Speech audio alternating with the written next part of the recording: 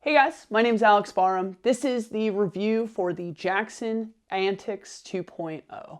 This is a completely independent review. I do not have any real affiliation with Jackson. I spend about a month in every boat and I try to thoroughly test it both for different water levels, different styles, but also to give it exposure to what different user groups might want.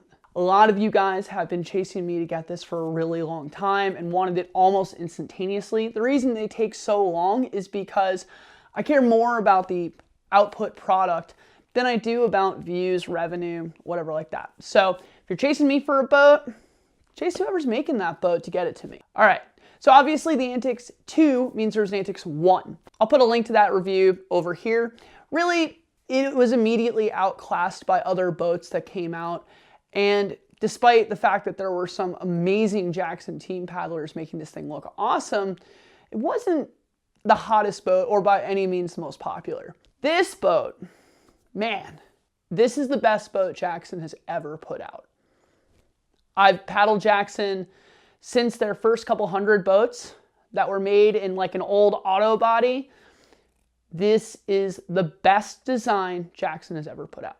First impressions of this boat really surprised me. I was really imagining a spin-off of either the Nirvana or like the Zen 2. I wasn't expecting a very wide platform. I was expecting hard chines end to end and just hyper aggression and speed. What we got was something really reminiscent of the Zen 3, wider than we expected, less bow rocker than I really would have expected, and just generally not as aggressive as I thought it would be.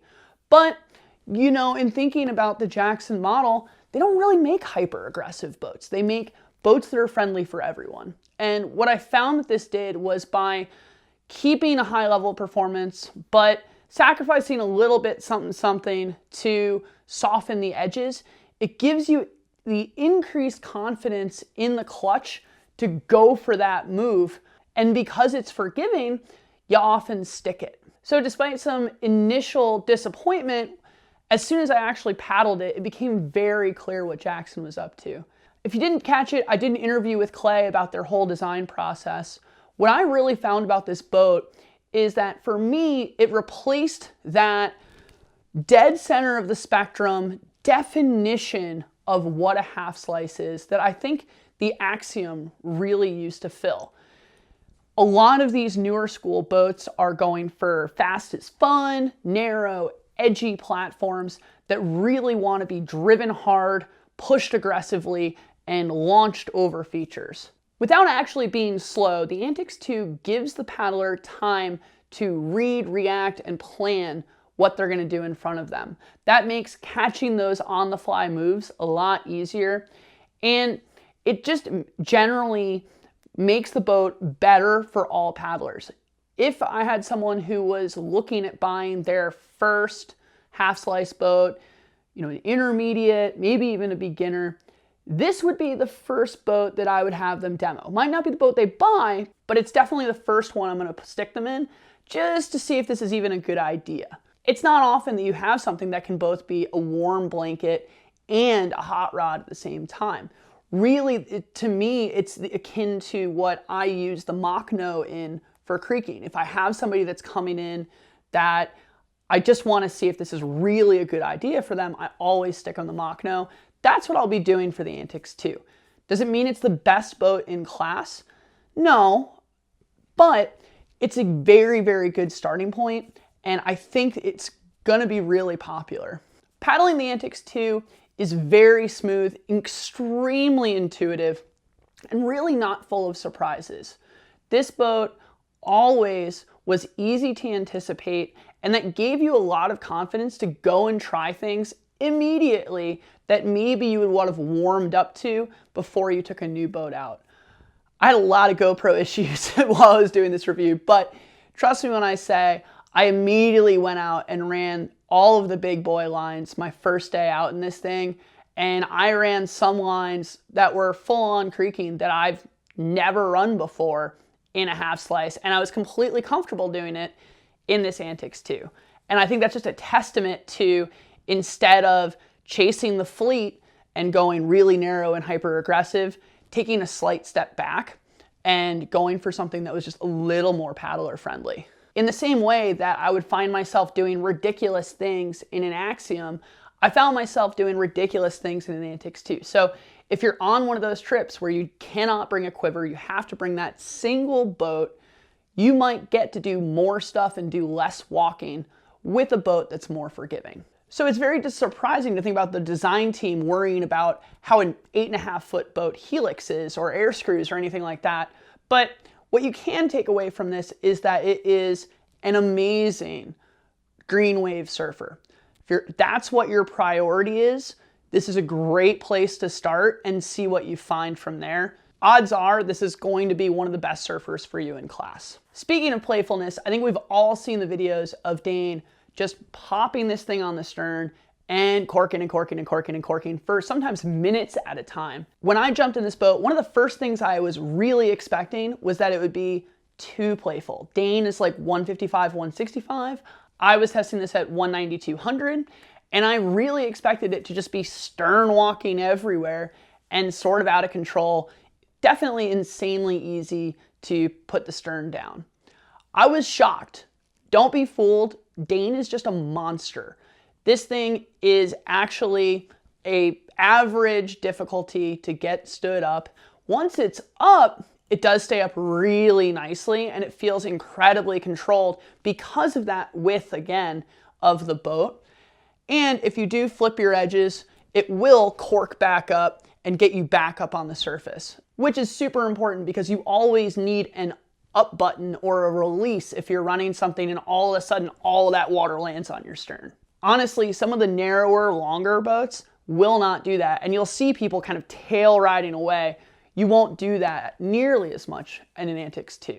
This sort of gets to one of the really odd design features of this boat that immediately stood out to me, and that is the characteristic little hump behind the paddler on the stern. Kind of odd to be puffing volume somewhere where you're supposed to be sinking underwater, right? Again, thanks to Clay for doing this interview. He explained that the logic here is that by adding that volume right behind the paddler, what it does is it actually pops you a little bit higher out of the water. So your depth that you need to stand the boat up on end goes up by 2 or 3 inches, but your ability to slice under stays about the same, and your ability to get the boat back under control quickly is greatly increased.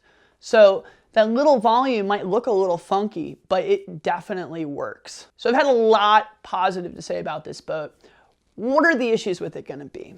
Well, anytime you have a large flat planing hull and you're smacking it on rocks again and again, you are going to do immediate, prolonged damage to the hull, and you can expect it to oil can. Unfortunately, Jackson doesn't have the stiffest outfitting, and I would anticipate that doing a lot of low water runs, a lot of splats, seal launches, stuff like that, will prematurely wear out the bottom of these boats. And ultimately, that is something to take into account when you're looking at buying one of these things. I can almost hear comments about, oh, Jackson outfitting. You know, if you don't like the jam cleats, just throw a ratchet in there. It's really not a big deal. Final thoughts. If you've never owned a half slice before, this is a great one to go and try before you buy anything else. It is just absolutely superb. I really enjoy paddling these boats. I paddled the medium and the large. The medium, if you are 190, is definitely a great summer boat. If you're 200 plus, you are going to want to look at the large. As for the small, I had my girlfriend who grew up paddling an Axiom in the small. She weighs 140 and it floated her perfectly. Beware of paddling this boat with way too short of a paddle. You definitely want to be able to get nice vertical strokes and really propel this thing out. You can tiptoe to edges on stuff, but it's not a great idea. So having that extra paddle length will really help you keep your bow up and dry. But generally, you should only be paddling this if you're new to half slices on things where you're already confident. The one thing I will say is that when I paddled the medium, I did have to pull the seat pad out just because it was putting way too much pressure down on my legs. Ripping that out immediately made the boat super comfortable. I felt better about how it performed as well because I was a little lower into it.